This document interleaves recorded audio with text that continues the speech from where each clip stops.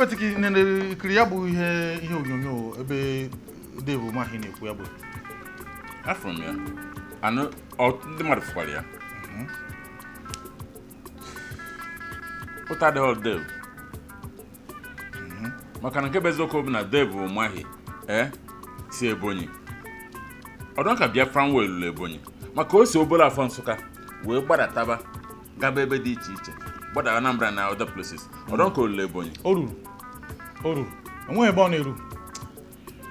Onwe ebe ọ na-eru kama na enwere ebe ọ na-eru ka ibia. Okay. Unless na Dave amucha ya oche nwala na engo nke nketa. Maka for some reason Nwaafọ Igbo at his age ye eji we o mo ife eji egwu egwu. Ọ bụ na o sị na Tinubu dị Messiah. As no political talk. Man is no nya bụ Biafra nyanwa na ụmụnne ya na ụmụnna ya na-enebe anya. Bụ a very big insult ka ọ bụ to ndị Igbo. So I don't think no what to discussion. Ni ho what na ndị be ha ndị Ebonyi.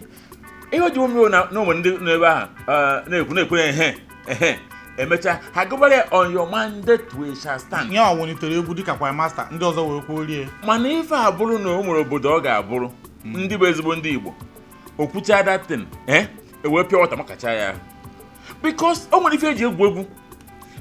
Tell us that Tinubu bụ Messiah doesn't matter. Tell us that Tinubu bụ the best thing about Africa doesn't matter. Mana isi na Tinubu Messiah ndị ụmụnna ya na-eme expect. All height of insult.